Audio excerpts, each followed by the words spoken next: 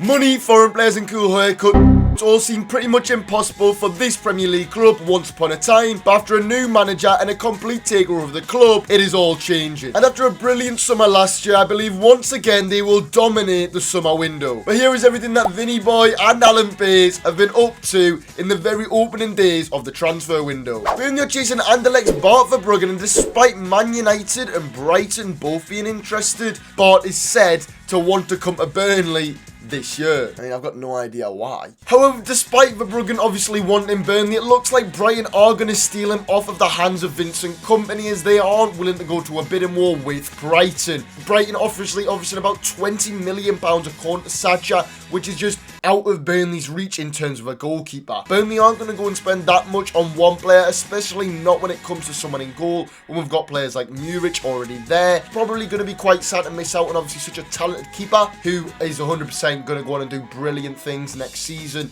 and eventually Brighton are going to make triple, maybe even just double their money that they bought him for. But in the grand scheme of things, I would much rather Burnley go out and get the loan players in, get some big signings in centre midfield and striker, then go and spend 20 million on a keeper. Vincent Kompany is also expected to sign George's...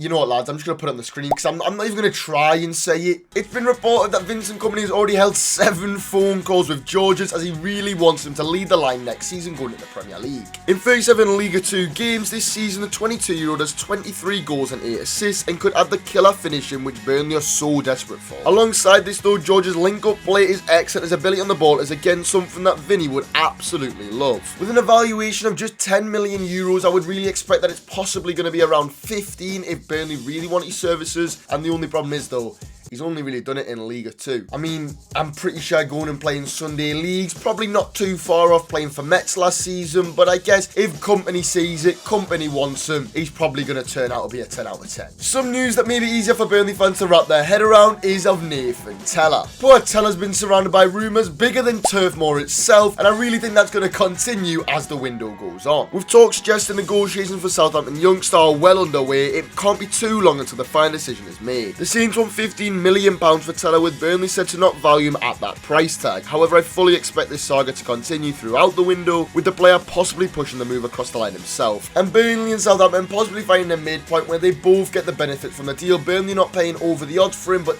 Southampton still recouping quite a good fee. Onto the Mike Trezor saga now, and with him being away on international duty for the first ever time with the Belgian senior team, rumours have gone a little bit quiet. However, Sacha Tovaleri has reinstated the fact that Trezor is at the very top of Vincent Kompany's market list, and if you want to go learn everything about Trezor, all his stats and what he's going to bring to Burnley, go check out that video.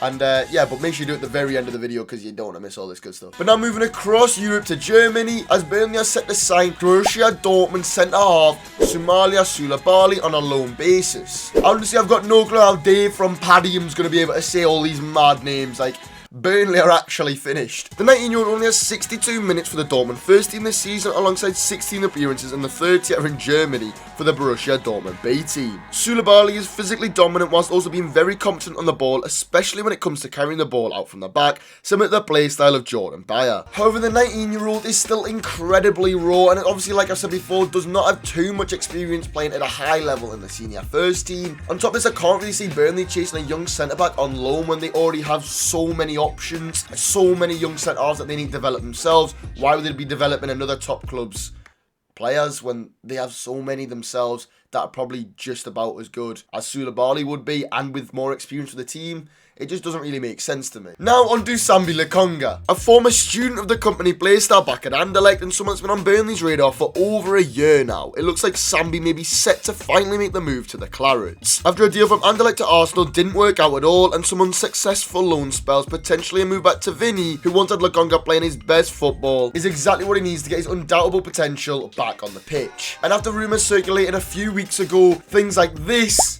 being tweeted really suggests that Sambi is pretty much very close to moving away, and it's up to assumption whether it's going to be Burnley or maybe someone like Crystal Palace. Shifting back to the men between the sticks, and Burnley supposedly have their replacement if the Bart Verbruggen deal is to collapse. As per our good friend Sacha, Burnley supposedly have Jean Butes on their market list. Butes has only conceded 26 in 34 Belgian Pro League games this season, has also kept 19 clean sheets in the progress. The Frenchman has performed so know well that he's brought interest from Spanish side Villarreal as they are great admirers of the 28-year-old keeper. And to be honest with you, he's going to be much cheaper than Bart Verbruggen because obviously being 8 years older at 28, you really think Burnley could possibly get him for cheaper, but is he as good as Bart? I don't really think so, but then again, do any of you watch much Belgian football?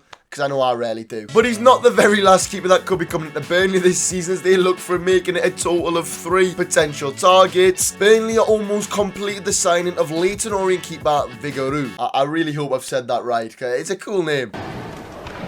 Okay. But you may ask, why are we signing a League 2 keeper?